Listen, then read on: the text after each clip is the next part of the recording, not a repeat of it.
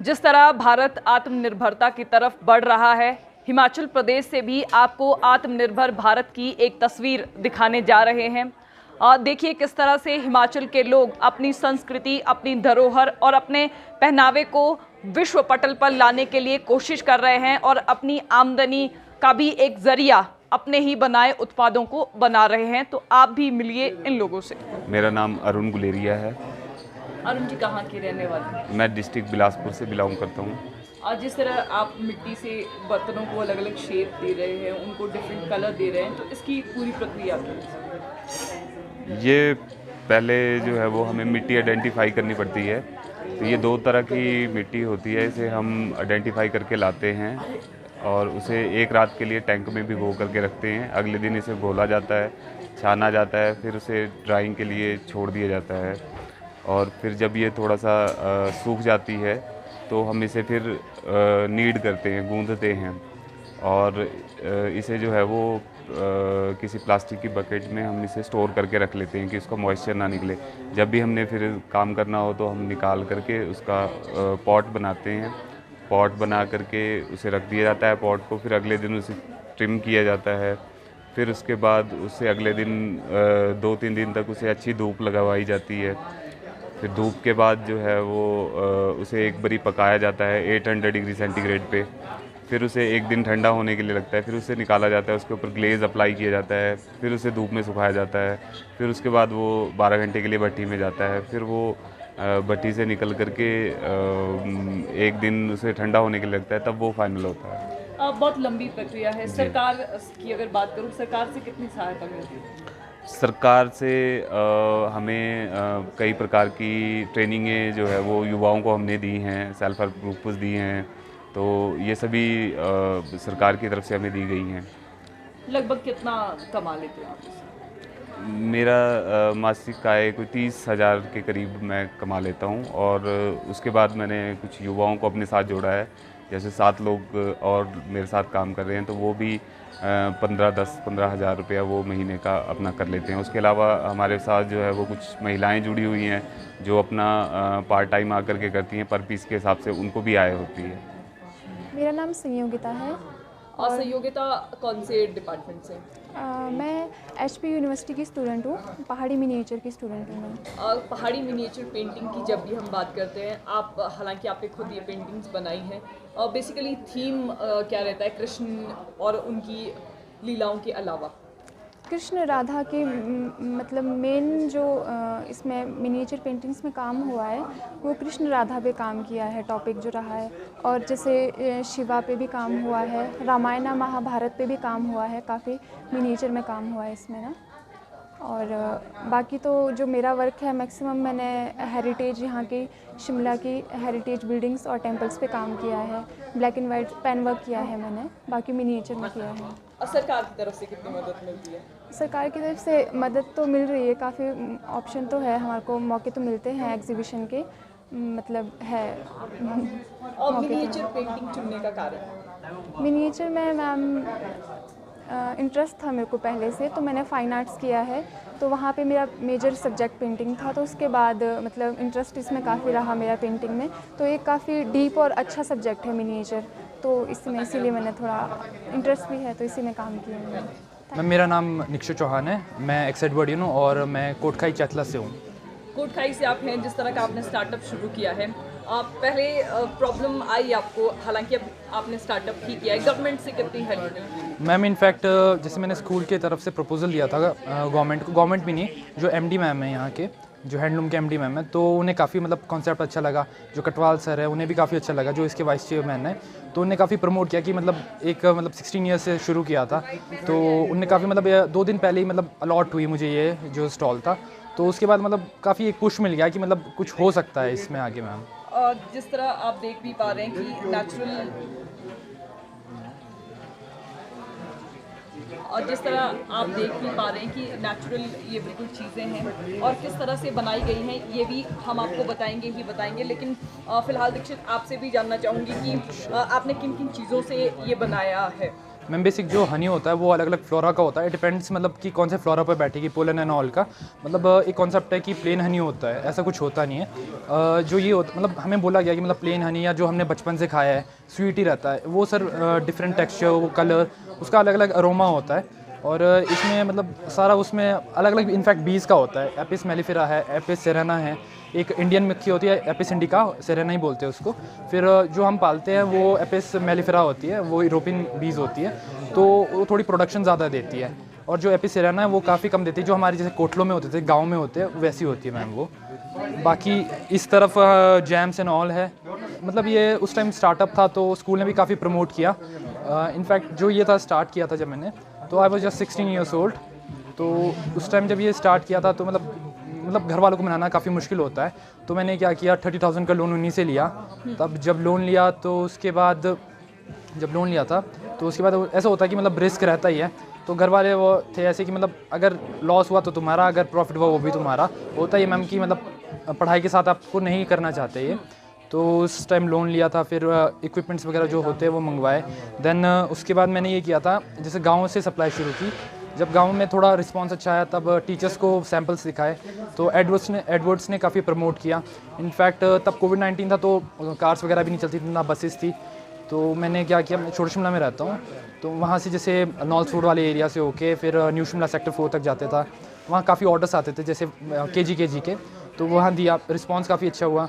फिर कंपनी भी सेटल हुई हिमरस नेचुरल के नाम से। देन अब मैम ये है आपके सामने प्रोडक्ट्स। सरकार से कोई हेल्प जो आप चाहते हो? मतलब ये है कि सरकार दे ही रही है। इनफैक्ट वो अब ये है कि आप क्या लेना चाहते हो या नहीं लेना चाहते हो हेल्प। जैसे आपको 10 लाख का दे रही है। इनफैक्ट काफ़ी और चीज़ें हैं, स्टार्टअप्स को काफ़ी प्रमोट करी, जैसे वोकल फॉर लोकल है। मतलब गवर्नमेंट काफ़ी अच्छा काम कर रही है, क्योंकि जैसे पहले होता था, मैं ही नहीं बोलता कि मतलब क्या गवर्नमेंट कर रही है, मतलब जो मेरा टाइम ये है तो उस हिसाब से ये है कि जो गवर्नमेंट कर रही है वो काफ़ी अच्छा कर रही है। जैसे स्टार्टअप इंडिया है हो गया, then there are vocal for local, फिर आपके अलग अलग जैसे स्कीम्स है, आपको सब्सिडीज़ एंड ऑल मिलती है। वो डिपेंड करता है आपने लेनी है। अगर आप लेते हो तो आपको कंसिस्टेंट तो रहना पड़ेगा मैम। देखिए आपके और भी जैसे युवा हैं जो स्टार्टअप शुरू करना चाहते हैं, उनके लिए कोई मैसेज? मैम ये होता है कि आपको पहले तो डिसाइड करना है आपको किस फील्ड में जाना है। अगर आपको फील्ड वो पसंद है तो आप उसी में लगे रहिए। ये हो सकता है कि आप जैसे HAS IAS ऑफिसर्स होते हैं कि मान लो फर्स्ट अटैम्प्ट में नहीं होता, सेकंड में नहीं होता, थर्ड में हो जाता है, किसी का फोर्थ में होता है। इट डिपेंड्स कि मतलब वो कंसिस्टेंट रहते हैं कि नहीं रहते उस चीज़ को लेकर। कंसिस्टेंसी इज़ मस्ट, अगर वो रहेगी तो रहता ही मैम। ना है, मैं कंडा घाट से, गांव जदारी से हूँ, डिस्ट्रिक्ट सोलन से हूँ। जिस तरह चीड़ की पत्तियों से आपने अलग अलग उत्पाद बनाए हैं, किस तरह से इनको बना रहे हैं और इससे आपकी आमदनी कितनी होती है? मैम जो ये हमारा एक ट्रेनिंग सेंटर चला था जहाँ से हमने ट्रेनिंग ली थी 3 महीने की, और उसके बाद जो है हम खुद जो है चीड़ की पत्तियों के प्रोडक्ट बना रहे हैं। और इसमें आमदनी जो है, अगर हम हम जो है गृहिणी है, महिला है, घर की महिला है, घर के कामों के साथ साथ जो है हम इस काम को कर रहे हैं, तो हमारी जो है मंथली इनकम जो है 14-15 हज़ार बन सकती है। पर ये हमारे ऊपर डिपेंड है कि हम कितना काम करते हैं। कितनी महिलाएं जुड़ी हैं? मेरे साथ मैं कम से कम 3-4 सेंटर में ट्रेनिंग दे चुकी हूँ, और अभी भी मेरा सेंटर चला हुआ है। कम से कम ये नहीं बता सकती कि कितनी औरतें हैं, बहुत सारी लेडीज़ों को जो मैं ट्रेनिंग दे चुकी हूँ मैम। चीड़ की पत्तियों को इकट्ठा कैसे करते हैं? हाँ जी मैम, चीड़ की पत्ती, जब चीड़ की पत्ती जंगलों में जैसे आग लगती थी तो क्या है, जब चीड़ की सूखी पत्तियाँ गिरती है, इसको हम जो है इकट्ठा करके लाते हैं। फिर इसको हम वॉश करते हैं। वॉश करने के बाद जो है हम उसको जो है ग्लिसरीन वगैरह डाल के फिर जो है हम उसको सुखाते हैं। सुखाने के बाद जो है हम इसको प्रोडक्ट बनाने में यूज़ करते हैं मैम। मैडम मेरा नाम अनीता है और मैं डिस्ट्रिक्ट चंबा से आई हूँ और चंबा रुमाल का काम करती हूँ। किस तरह से काम किया जाता है? हालांकि चंबा रुमाल पूरे विश्व में प्रसिद्ध भी है, आपको टाइम कितना लगता है और इसमें मेन आपका जो थीम है वो क्या रहती है? सर मेन थीम तो मैडम इसमें ये रहती है कि रामायण महाभारत के सीन ज़्यादा रहते हैं, कृष्ण जी इसमें ज़्यादा आते हैं, जो हमारा वहाँ का कल्चर है जैसे गद्दी गद्दन वो भी आते हैं, और रास मंडल, ये सब विद थीम पे ही आधारित होता है। जैसे मान लिया ये छोटा सा रुमाल है, इसको बनाने में 2 से 3 दिन लग जाते हैं। ये डबल साइड रहता है, जैसे फ्रंट है इसका बैक भी सेम वैसा रहता है, और ये टोटल नीडल और थ्रेड से किया जाता है काम। तो मुझे ये काम करते हुए 18 से 20 साल हो गए हैं। मुझे इसी काम के लिए स्टेट लेवल और नेशनल लेवल के अवार्ड भी मिले हुए हैं, और प्लस मैं जो गरीब फैमिली की लड़की होती हैं उनको सिखाती हूँ फ्री एंड कॉस्ट में, और उनकी जो आमदनी होती है वो बढ़ती है आगे, जैसे कमाने का ज़रिया मिल जाता है। तो ये तो हिमाचल में बिकता ही है, प्लस विदेशों में भी इसकी मांग है। और देखिए आमदनी कितनी हो जाती है? आपने कहा कि 15-20 सालों से आप यही काम कर रही हैं, आमदनी कितनी हो जाती है? स्टार्टिंग में तो बहुत टफ था, क्योंकि स्टार्टिंग में कोई भी काम शुरू करना है तो 3-4 साल लग ही जाते हैं। तो मेरा तो खैर मेरी फैमिली, पापा मेरे एम्प्लॉय थे, मेरे हस्बैंड भी एम्प्लॉय में, तो फिर मेरा ये तो मतलब मेरा ये इंटरेस्ट था, तो इस करके मैंने ये काम बढ़ाए रखा आगे। आमदनी तो स्टार्टिंग में नहीं हुई है।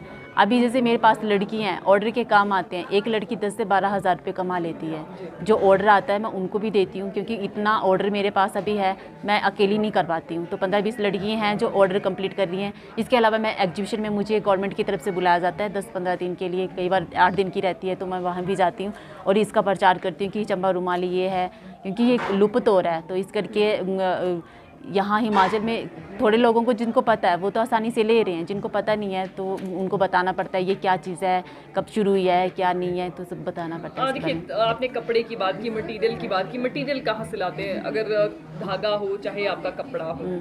मटेरियल ये है कि हमारे चंबा में नहीं मिल पाता है, तो मेरा दिल्ली आना जाना रहता है, क्योंकि गवर्नमेंट की तरफ से एग्जीबिशन लगती रहती है। तो जैसे मान लिया मैं यहाँ आई हूँ, वैसे ही मेरा दिल्ली का भी रहता है, तो मैं दिल्ली का बीच में टाइम निकाल के धागा, कपड़ा, ये सब थोक में ले जाती हूँ।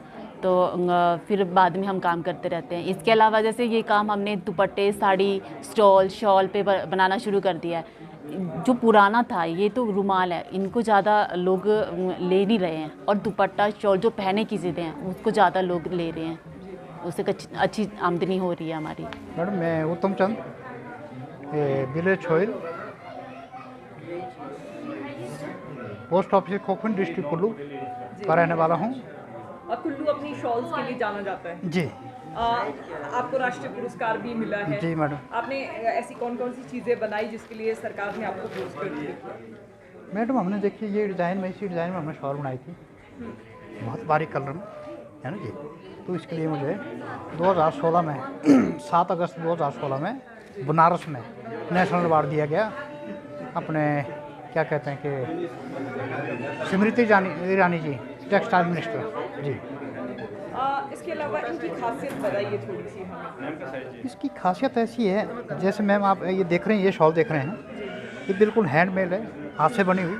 इसका धागा जो है ये हाथ से कटा हुआ है, जैसे लोकल हम कटाई करते हैं, ये मशीन का नहीं है, ये हाथ से काटा हुआ धागा है जी। तो बाकी ये देख रहे हैं आप शॉल, ये मतलब ऑस्ट्रेलियन वूल में है, लेकिन इसका जो धागा जो स्पिनिंग, ये मिलों में स्पिनिंग होता है जी। और सरकार की तरफ से मदद कितनी मिलती है? सरकार की तरफ से अच्छा रिस्पांस मिल रहा है। जैसे अब ये एग्जीबिशन लगी है तो ये फ्री में, स्टॉल हमें फ्री में है, आने जाने का टीडी भी देते हैं और रहने की व्यवस्था भी फ्री में है जी। आपसे ये भी जानना चाहूँगी, जिस तरह कुल्लू शॉल्स के लिए गवर्नमेंट द्वारा प्रयास किए जा रहे हैं, आप खुद प्रयास कर रहे हैं जी। आमदनी कितनी एक हो जाती है और आपके अंदर कितने लोग आप जिनको ट्रेन कर रहे हैं? हाँ मैडम, इस वक्त मेरे पास 27 वर्कर हैं, काम कर रहे हैं, अवेलेबल है ना जी।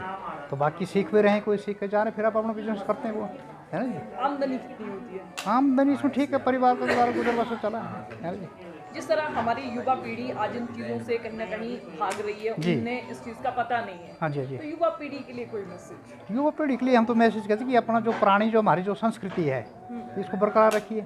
तो सरकार भी मतलब काफ़ी प्रोत्साहन कर रही है कि भाई जो हमारा जो नेचुरल जो चीज़ें हैं, पुरानी जो संस्कृति है, आज जो है नई जनरेशन जो है मतलब उसको भूल रही है। आप पहनावे में देखिए, हमारे बुजुर्ग क्या पहनते थे पहले, तो आज की डेट में जो है नया नया उसमें चला हुआ है। लेकिन हम तो हमारी तरफ से पूरी कोशिश रहेगी, हमारी जो पुरानी जो संस्कृति है उसको हमने बचाए रखना है। आपने पहाड़ी मिनिएचर पेंटिंग्स के बारे में सुना, आपने कांगड़ा पेंटिंग्स के विषय में सुना, कुल्लवी शॉल्स के विषय में सुना।